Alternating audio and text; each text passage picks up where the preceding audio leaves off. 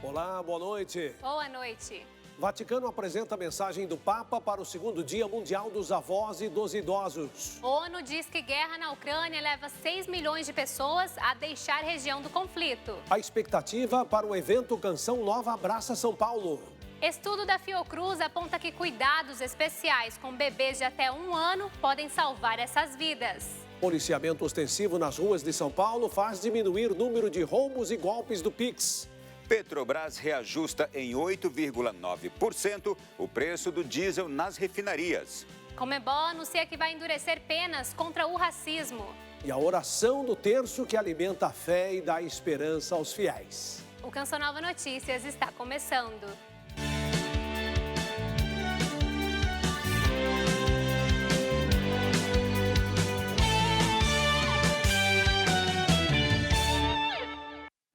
O Vaticano apresentou hoje a mensagem do Papa Francisco para o segundo Dia Mundial dos Avós e dos Idosos. O tema? Dão fruto mesmo na velhice. O Santo Padre se dirige diretamente à sua geração para lembrar que quem está em uma idade avançada tem uma importante missão, a de ser artífice da revolução da ternura e libertar o mundo da sombra, da solidão e do demônio da guerra. O Dia Mundial dos Avós e dos Idosos foi instituído em 2021 pelo Papa Francisco e é celebrado sempre no quarto domingo de julho, perto da festa de São Joaquim e Santa Ana, avós de Jesus. A mensagem do Papa para esta ocasião foi apresentada durante uma coletiva de imprensa no Vaticano.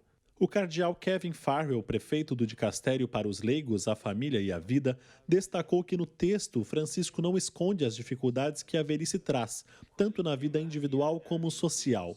E destacou que o testemunho dos idosos é importante e significativo, um convite para serem mestres de um modo de viver pacífico e atento aos mais frágeis. O cardeal recordou também que esta missão começa dentro das famílias, mas não termina ali. Inclui muitos outros que ainda não conhecemos, que talvez fujam da guerra ou sofram por causa dela na Ucrânia, no Afeganistão, no Sudão do Sul ou em outros lugares do mundo. Mentre o mundo assiste atônito a uma guerra insensata. O responsável pela pastoral do idoso no dicastério apresentou a logo do encontro que traz como referência principal um abraço e destacou a importância desta proposta para a igreja em todo o mundo. O ponto central do Dia Mundial dos Avós e dos Idosos, podemos dizer que precisa ser um encontro, um abraço, principalmente entre os anciãos e os jovens, porque a igreja não quer que ninguém esteja sozinho ou assombrado pela solidão. E o convite do Papa é que todos vivam este movimento de saída, de levar os idosos para as igrejas, não só aqui no Vaticano, mas em cada paróquia do mundo, e assim ir ao encontro daqueles que mais precisam, lhes oferecer todos os dias não só companhia, mas sim uma verdadeira amizade. O número de pessoas com mais de 60 anos tem crescido exponencialmente no mundo e nas últimas décadas esta parcela da população quadruplicou. Em 2019, 1 a cada 11 pessoas tinha mais de 65 anos e estima-se que em 30 anos esta proporção crescerá ainda mais, será de 1 a cada 6 pessoas. Além disso, pela primeira vez na história, há mais pessoas idosas do que crianças abaixo dos 5 anos. O envelhecimento da população diz respeito principalmente aos países mais desenvolvidos e as pesquisas apontam que 25% dos idosos vivem sozinhos. Os avós e anciãos sempre foram uma preocupação de Francisco, que desde o início do seu pontificado coloca-os no centro de seus discursos. O Papa continuamente propõe para toda a humanidade que seja vivenciada através desta atenção para com os mais velhos, o que ele chama em sua mensagem de revolução da ternura. Uma revolução da qual muita gente tem medo, porque ser misericordioso, ser terno, ser amoroso, por um lado pode parecer fraqueza, mas na verdade é fortaleza. É parte da mensagem que o Papa quer deixar nesse seu pontificado, é a valorização dos idosos, também para resgatar essa relação humana de acolhimento, de visita aos idosos, não só uma celebração eucarística, que esperamos que possa acontecer, mas de repente até outros eventos ligados a essa celebração ou a essa data, e as visitas aos idosos, que ele recorda também na mensagem que acabou de sair, para que também os jovens, as famílias possam dar a atenção que as nossas pessoas idosas merecem. Daqui a exatos 2 meses, São Paulo vai receber um abraço muito especial. E quem tem as informações é o Rodrigo Luiz, que está no estúdio da capital paulista. Boa noite, Rodrigo. Oi, Yara, boa noite para você e boa noite a todos que nos acompanham. Olha, é um prazer dar essa notícia. Estamos na contagem regressiva para o evento Canção Nova Abraça São Paulo.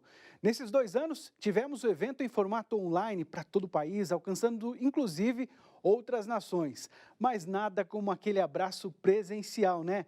Hoje a equipe que organiza divulgou a nova logomarca do evento. A 16ª edição vai acontecer no ginásio do Ibirapuera, aqui na capital paulista. Depois de 2 anos de tanta saudade, está chegando a hora de dar um abraço bem apertado e celebrar juntos o abraço de Deus, o abraço da união, o abraço da fé. Então, podem marcar na agenda 10 de julho, um dia inteiro de programação com o tema inspirado na Bíblia, no livro de Jeremias. Deus tem um projeto de felicidade para você. E olha só quem vai participar desse abraço e já confirmou presença.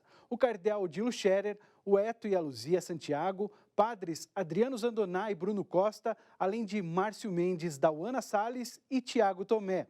Mais informações no site saopaulo.cançãonova.com. Vem pro abraço você também, porque quanto maior o abraço, mais a gente evangeliza. E até daqui a pouco, com mais informações, volto com vocês para nos atualizarem de como a família Canção Nova tem abraçado nossa missão de evangelizar. Yara. Sim, Rodrigo, obrigada. Um conjunto de ações promovido pela Canção Nova leva à multiplicação do bem. Isso só acontece graças ao abraço generoso de sócios e benfeitores que nos ajudam a evangelizar. É assim que a obra Canção Nova segue florescendo. Estamos com 31% de nossa meta na campanha do projeto Dai-me Almas de maio. Faça sua doação pelo Pix, pix.doação@cançãonova.com. Obrigada por seu comprometimento e fidelidade. E agora seguimos para Brasília para saber mais sobre a movimentação do Congresso Nacional nesta semana. Qual o destaque? Vamos lá, Ronaldo.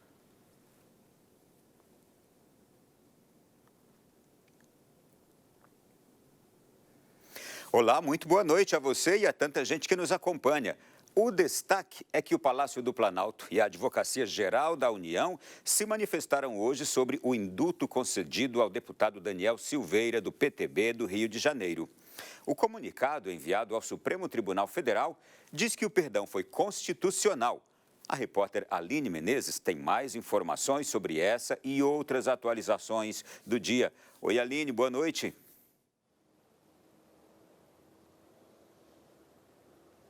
Boa noite, Ronaldo. Boa noite a todos que nos acompanham. Exatamente. A Advocacia Geral da União argumenta que não há possibilidade de impor sanção ao parlamentar e de que o indulto é um ato privativo do presidente da República.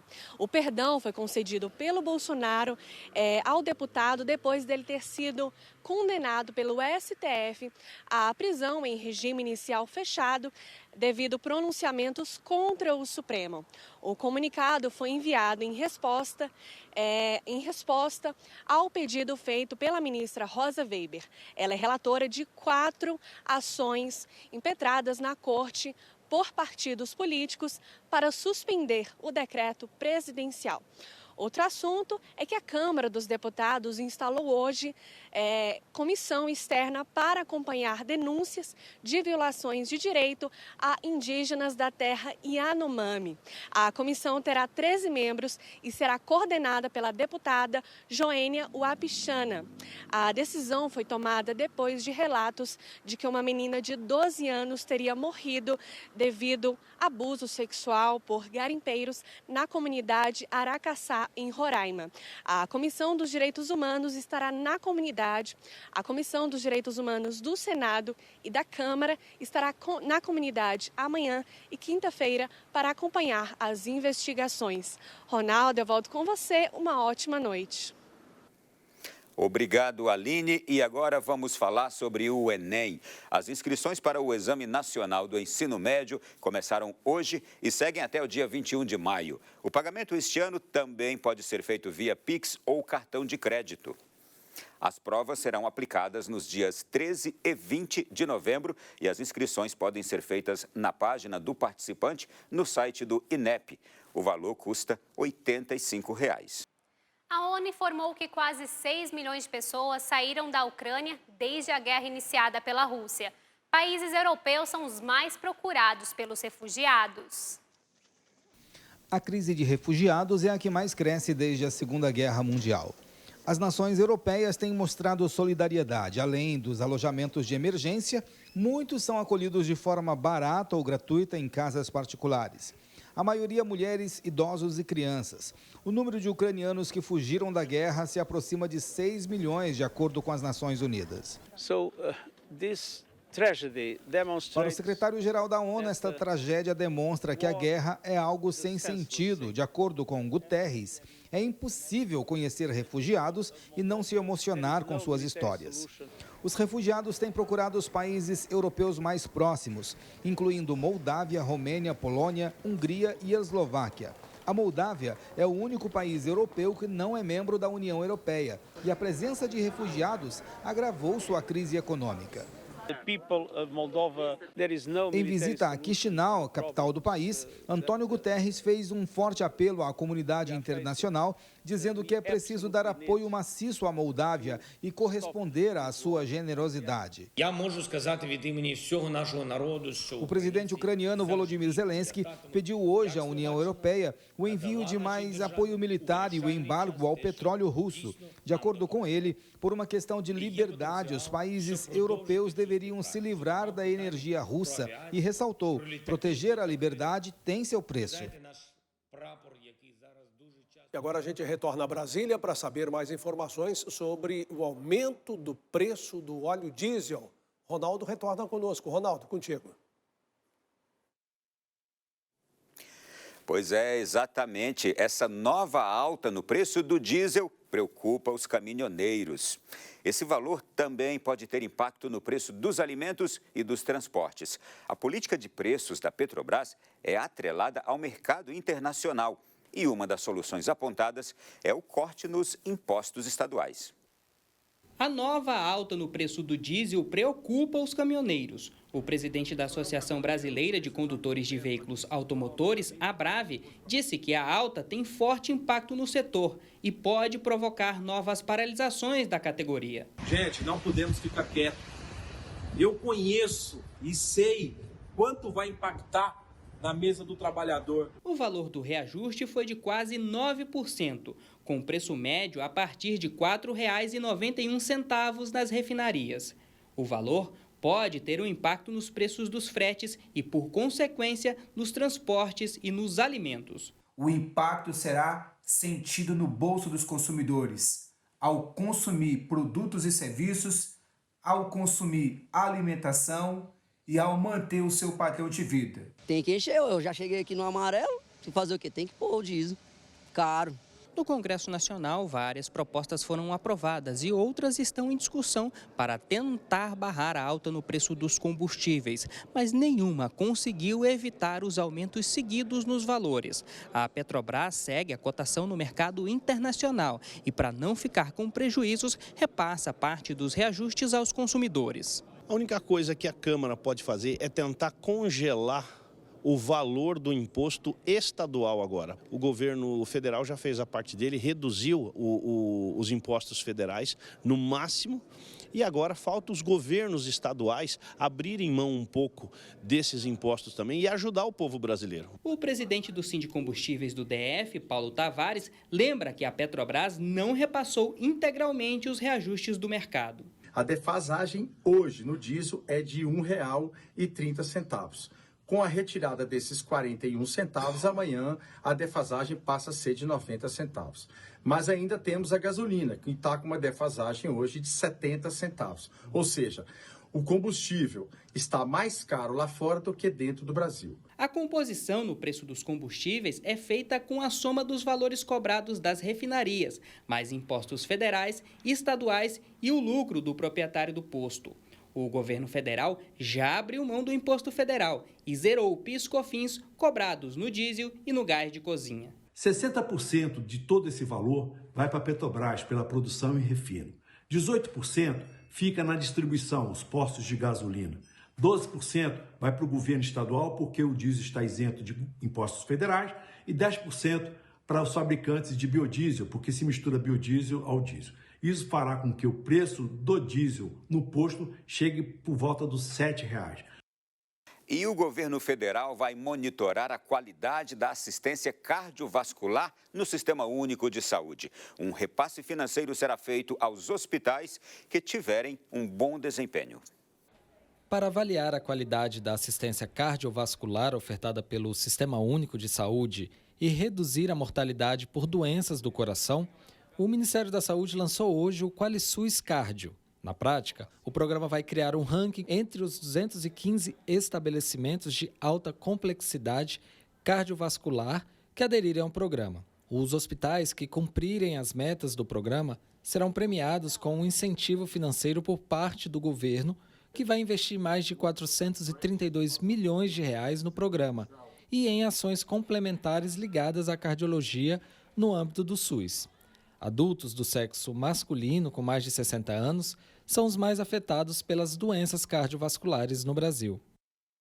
Por hoje ficamos por aqui. Desejo a todos uma boa noite e até amanhã. Boa noite para você, Ronaldo. Muito obrigado. Até amanhã, se Deus quiser. Olha, infectologistas atribuem o aumento recente de casos de influenza no país à baixa cobertura vacinal contra a gripe durante a pandemia de Covid-19. E muita gente apresentou baixa imunidade que ajudaria a combater as doenças, além da maior circulação dos vírus após o fim das restrições. Reinaldo, e tudo isso pode ter contribuído, mas é possível se prevenir e manter os cuidados para evitar novas contaminações. Dicas não faltam. A irmã da dona Ivone sofre com o frio.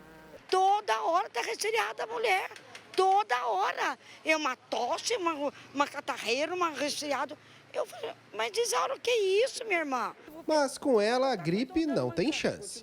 Levanto de manhã, tomo um bom café, depois eu dou almoço, eu refaço o meu corpinho, eu vou deitar, vou dormir um pouco, levanto dali, vou trabalhar mais um pouco. Se tem pessoa resfriada, eu fico de longe, eu uso a minha máscara. Com a queda nas temperaturas, tem gente contando o tempo para a chegada do inverno. Mas também há os que querem sol e se aquecer nesse tempo.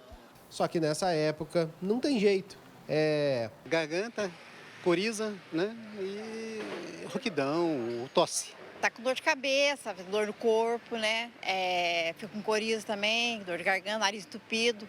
E aí os cuidados precisam ser redobrados. Isso porque somente no início deste ano, os casos confirmados por meio de exames laboratoriais já ultrapassam metade do que foi registrado em todo 2021.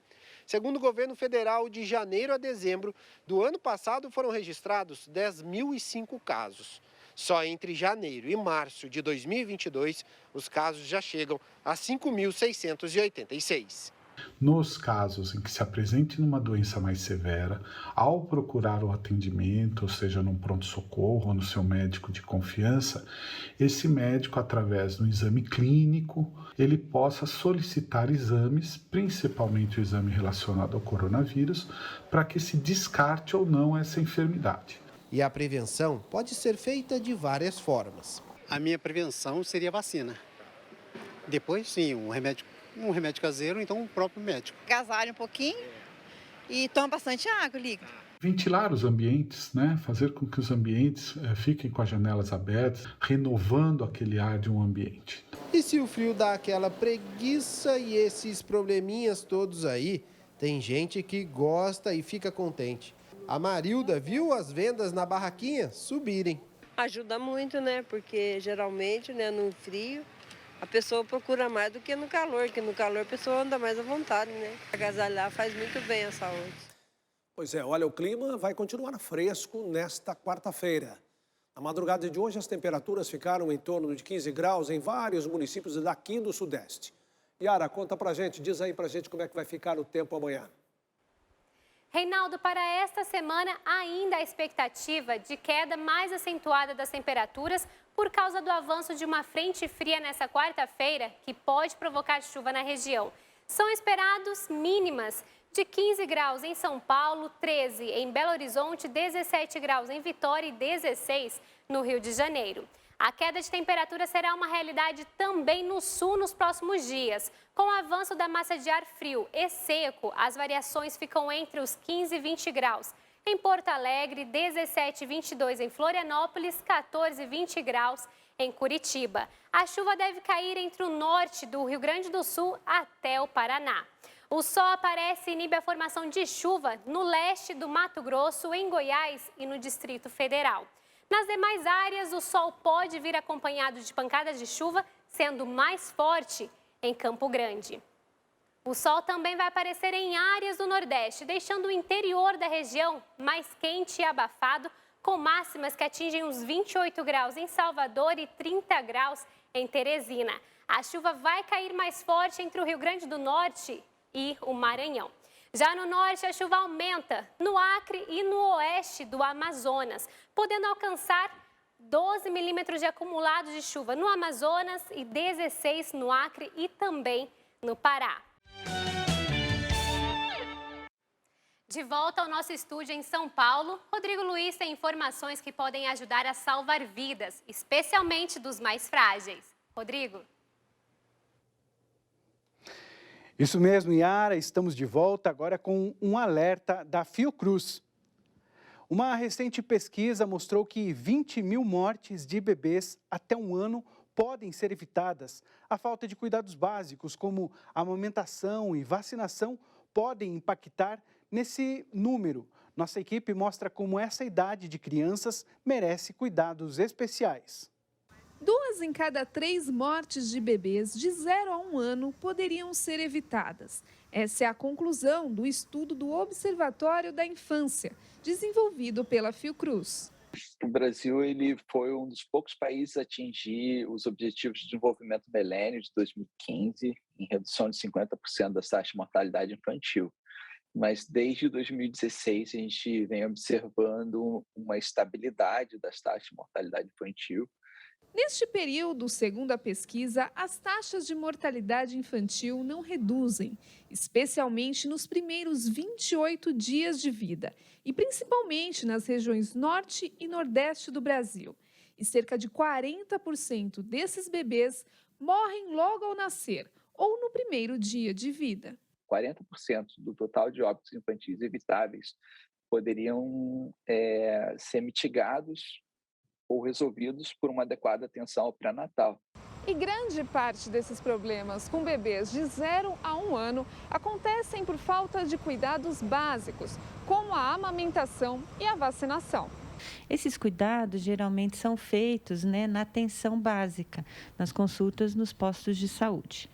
Nessas consultas são verificados o crescimento, o desenvolvimento das crianças e todas as orientações necessárias para elas terem uma nutrição adequada, principalmente a importância do aleitamento materno e também os cuidados de vacinação. Grande parte desses cuidados também deixam de ser realizados por falta de conhecimento, e pequenas atitudes de conscientização podem ajudar.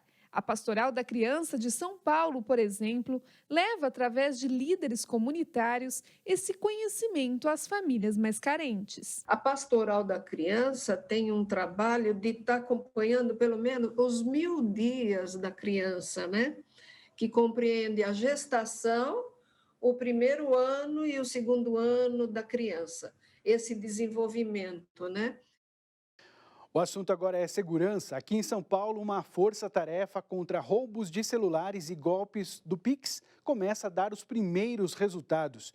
De acordo com a Secretaria Estadual de Segurança Pública, em uma semana, 100 pessoas foram detidas. A operação, batizada de Sufoco, dobrou o número de policiais nas ruas. Em uma semana, 102 pessoas foram detidas, segundo a Secretaria Estadual de Segurança Pública. Além disso, 6.000 veículos foram vistoriados, sendo 2.500 motocicletas. 197 automóveis e motos foram apreendidos, sendo que 40 eram objetos de roubo e furto. Nas operações, 380 celulares foram apreendidos, além de cartões bancários e maquininhas de cartão. Policiais civis, militares e guardas civis metropolitanos participam da ação que acontece na capital e também no interior do estado. O foco dessas ações é reduzir a criminalidade, incluindo crimes praticados por falsos entregadores de aplicativos. De São Paulo, Sidney Fernandes, para o Canção Nova Notícias. Vamos falar de futebol. Uma cidade no sudoeste do Paraná está vivendo hoje um momento histórico. Pato Branco vai receber uma partida da Copa do Brasil. O Azures vem fazendo história na competição nacional. A equipe já venceu 2 times aqui de São Paulo nas 2 primeiras fases, o Botafogo de Ribeirão Preto e o Mirassol. Fundado em 2018, a equipe já disputa a Série D do Campeonato Brasileiro e a Série A do Campeonato Paranaense. O clube conta com um centro de treinamento próprio e tem como principal objetivo a formação de jogadores.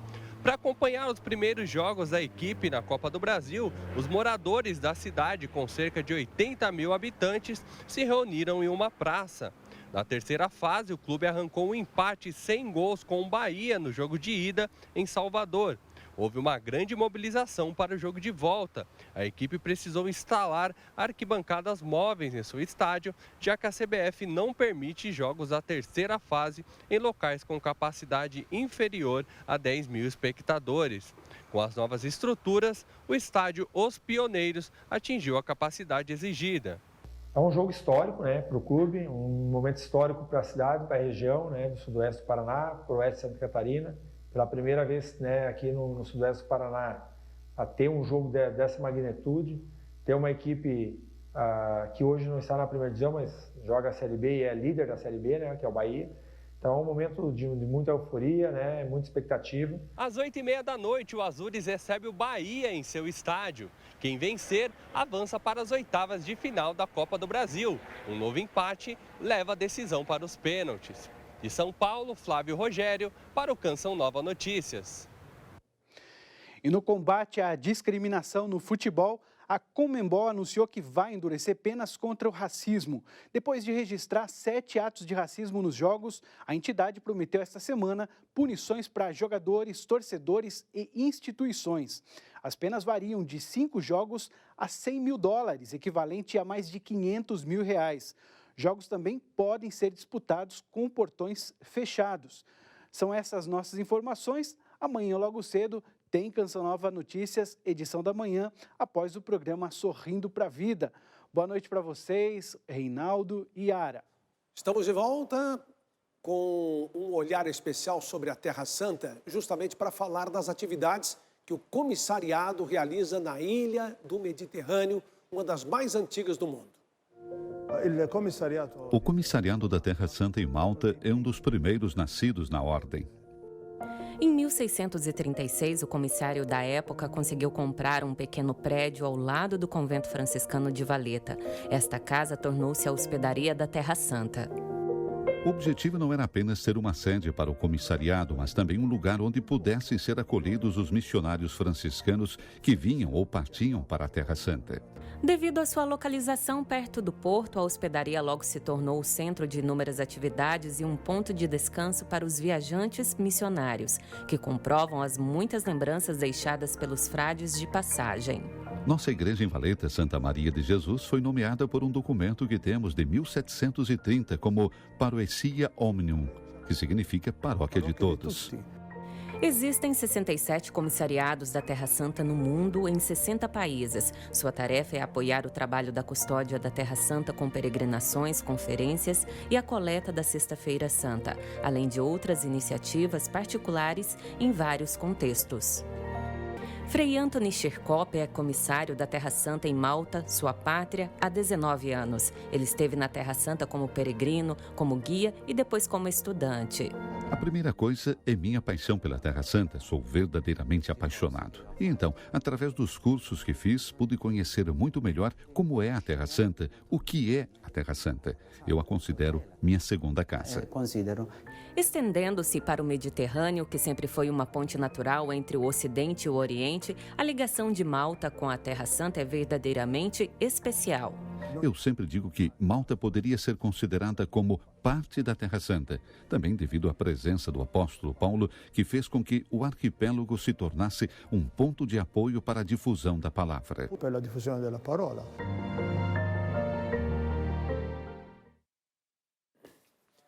A oração do terço é uma das mais antigas da igreja e devoção muito querida do povo brasileiro, principalmente nesse mês mariano. Pois é, e é através dessa oração que contemplamos e revivemos a vida e a missão de Cristo. A oração do Santo Terço começou a tomar forma como oração própria dos leigos. Antigamente, os religiosos, eles tinham ali que rezar os salmos e o povo mais humilde, o povo mais simples, não tinha nem tempo e às vezes nem conhecimento, não sabia ler. E aí foi sendo formada a devoção do Santo Terço, que as 150 Ave-Marias do Rosário substituíam ou se colocavam na mesma força da oração dos 150 salmos. O Santo Terço é a oração que conecta nossas preces a Jesus. Em cada Pai Nosso, rezamos com as mesmas palavras que Ele nos ensinou.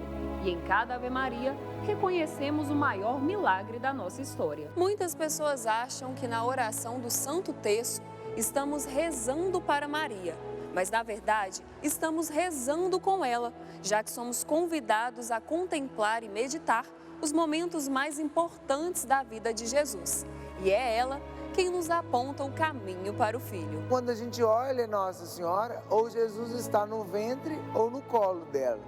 Da mesma forma que quando nós rezamos o Santo Terço, é um caminho, é uma oportunidade de cada um se revestir de Nossa Senhora para que o Verbo de Deus, o Cristo, se encarne no coração. É assim que há mais de 20 anos, Dona Ivone vem criando intimidade com Jesus e pedindo a intercessão de Maria. Eu tanto rezo o terço e tanto converso com Jesus em todos os mistérios.